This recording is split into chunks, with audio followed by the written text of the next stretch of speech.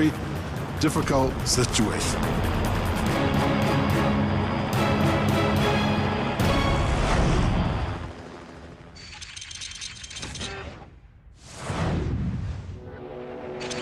A busy four-way traffic stop with a train crossing in Oxnard, California. Amateur videographer Gaspar Medina has been videotaping this intersection for 3 months. He's got a point to prove. I was involved in a car accident with another vehicle broadside to me on the same intersection. By shooting the video, I was trying to prove that this intersection is actually, I believe it's unsafe. Medina set up 2 cameras, one to capture the front of the intersection and one to record the back.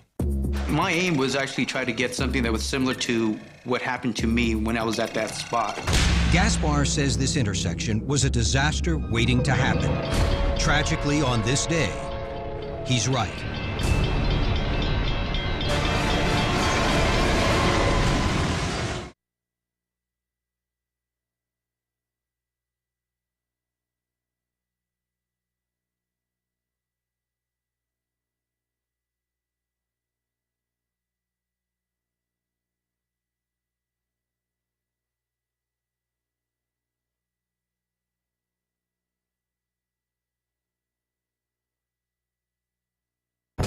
Coming up, 2 people are trapped. The raging river is rising, and then they're gone. Get out, get out. Plus, a speedboat on course with disaster. That's all later on Shockwave.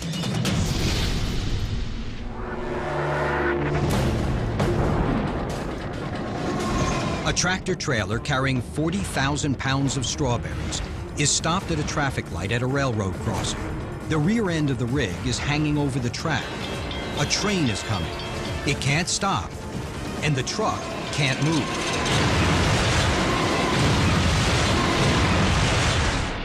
The problem at this intersection was that every time that the train would come, the traffic lights would confuse the people. Gaspar Medina was videotaping the intersection with 2 cameras.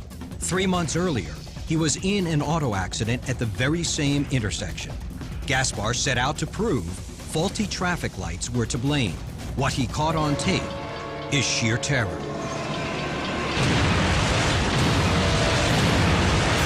The horrific scene of an Amtrak passenger train with 80 people on board, ripping through a tractor trailer.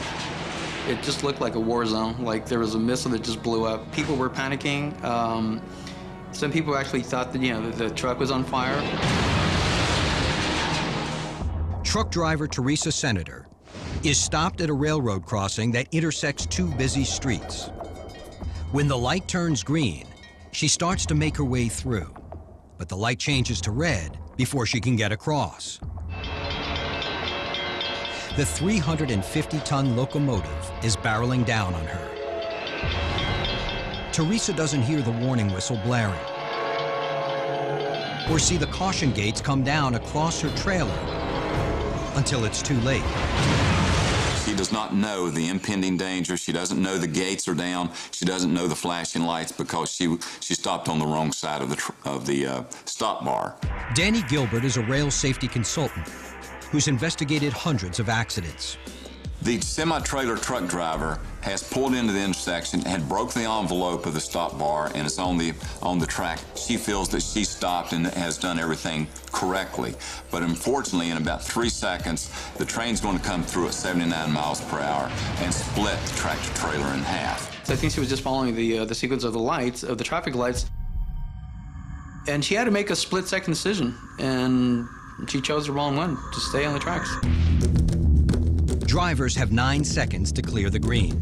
But for an 18-wheeler that can weigh as much as 80,000 pounds, is more than 102 inches wide, and 68 feet long, time was not on her side. It took the truck driver 4 seconds to start off. She only had 5 seconds then to get through the intersection before the yellow traffic light started or it went to the red. If the green traffic light had been 12 seconds, there was good possibility that the truck driver could have made it through the grade crossing, made it through the intersection. Here is how the accident really happened. The 18-wheeler is 68 feet long. The distance between the traffic light and the track is only 25 feet. When the truck is stopped at the light, at least 43 feet of trailer is over the track. A disaster waiting to happen. But what about the train? Why didn't it stop? There's no way that the operator of the train could have stopped in time.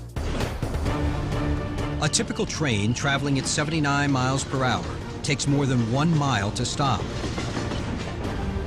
But even if the train could have stopped in time, it's not an easy decision for a train operator to make. If the train's traveling at 79 miles per hour and the train emergency brake is initiated, then there's a possibility that the train could derail. Thankfully, that didn't happen. Instead, 350 tons of steel cut right through Teresa Senator's tractor trailer, like a hot knife through butter, scattering debris everywhere. It was like a huge boom. Being this close to the impact, it just felt like a big shock wave. You could feel it in your body. The impact of a train and a truck or a car is about the same impact of an automobile running over a soda can. The people around the accident, they just started fleeing, and I think it was just, for them, it was survival mode. Everybody was just basically trying to get the hell out of there, and it's either I get out of here or I could actually die in here. As the smoke bellows and the fear of fire or an explosion looms, nobody tries to help the trucker. Seconds tick by. Nothing. Finally, 28 seconds after impact, a figure emerges from the truck. It just seemed like it was not for real. It was like it was surreal, like it was not happening. It's the truck driver, Teresa Senator. And believe it or not, she's alive and able to walk away.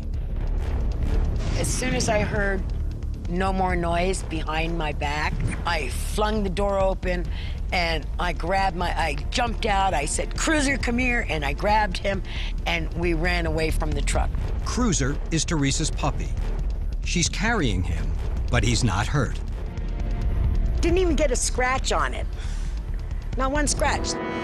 And as for the passengers on the train, only a few minor injuries were reported. 2 factors saved Teresa's life that day and averted tragedy. The location of the point of impact. Had the train struck just 1 inch further back, it would have hit the center wheels. The weight of the wheels would have sucked the cab with Teresa in it back into the train. And the other factor, the engine, was in the front and not in the back of the train. If the passengers' cars were the first thing to hit the truck, they would have derailed upon impact, sending passengers flying.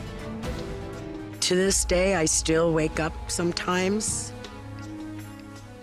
just shaking. I have flashbacks every once in a while about it, but I did get back on a truck and drive. As for Gaspar Medina, he won his case and proved the intersection was confusing. And for Teresa, this video proves it was just an act of God that somebody was watching over all of us involved that day.